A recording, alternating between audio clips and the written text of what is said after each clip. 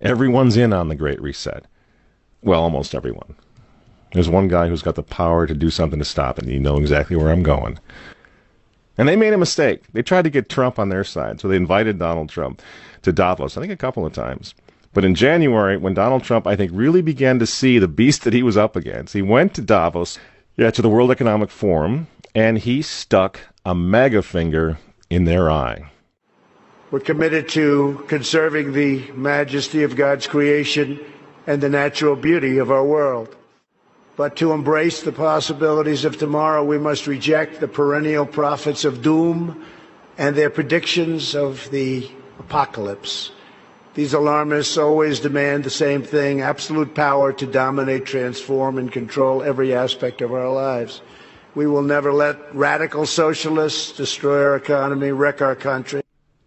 2 days after Donald Trump gave that speech, the 89-year-old leftist weirdo billionaire George Soros made an emergency intervention where, at Davos, once again, warning that the U.S. 2020 election will determine the, quote, fate of the whole world.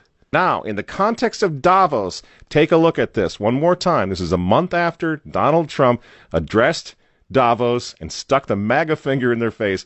Here's what Francis, the Vatican, and Jeffrey Sachs had to say in response. And it is a dangerous country right now. It will be absolutely dangerous if Trump wins re-election. Trump wins re-election. Trump wins re-election. Francis invited this guy to the Amazon Synod as an honored guest and advisor. He's also Bernie Sanders' advisor. What's he doing in the Vatican? Why is this guy who's a promoter for socialist, out and out socialist, Bernie Sanders, what's he doing advising the Pope? Why does he have entree to the Vatican, friends? Sachs supports abortion and contraception, but that's not a problem for the Vatican. For the Vatican, for Pope Francis, and for his friends at the UN, Donald Trump is the problem, obviously, friends.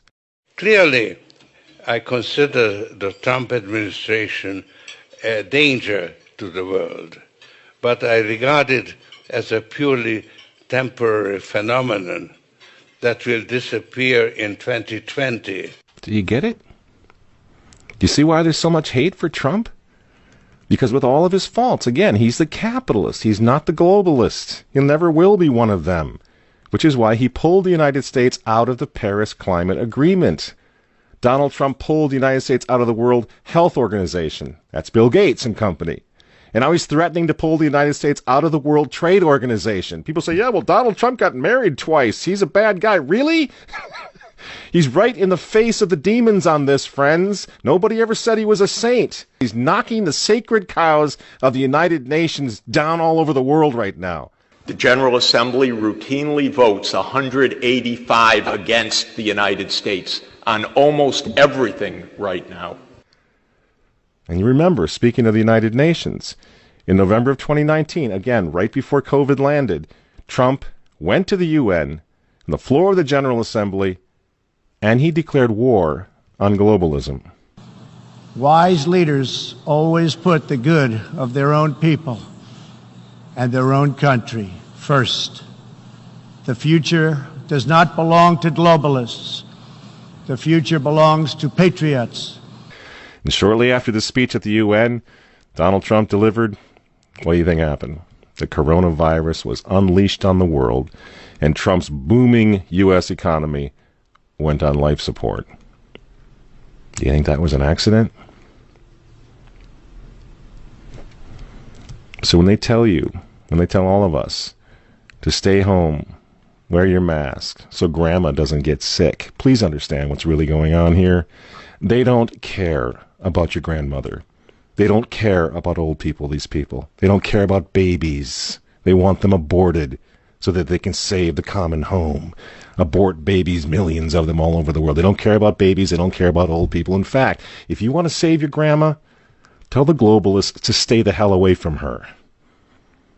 You remember how some of them, like Cuomo and characters like this, were running COVID recovering patients through nursing homes? That's how much they care about grandma. And the name of the game now is to bring the United States economy to its knees, get it out of the way, so that everyone will want the Great Reset. Make the new normal so intolerably abnormal that even you and I, maybe, at some point in the near future, will be begging for the vaccines because we'll be driven crazy by that point. Begging for whatever else is going to keep us safe according to our jailers and our handlers and our zookeepers. You see? That's what they want. That's why they keep using this term, new normal. You know what we do to fight back? Go to work. Go back to school. If you're healthy, take off the mask. And for heaven's sake, go back to church and pray that Trump wins in November. That's what the reset was. That's what the Russia hoax was all about. That's what the impeachment hoax was all about. Don't you see? For 4 years, they've been trying to stop this man because if he strengthens America, if he makes it great again, if he brings the economy back again, the reset won't happen. The New World Order is going to be set way back. Who knows when they're going to have another COVID opportunity like this one again, and they know it. So ask yourselves why they hate this man. These folks, these men, they hate God. They hate the unborn. They hate the traditional family. They hate you. And they hate Donald Trump, whose political opponents, by the way, right now are knocking statues of saints to the ground. They're beating up cops, and they're burning flags. You say you don't like Trump. I'm sorry, friends, but who cares? That doesn't really matter anymore. But you think of Trump's personality or his tweets. Look at the big picture. The choice is simple, friends. Stand with America right now, or fall with the New World Order in the not-so-distant future. There's no other choice. I'm Michael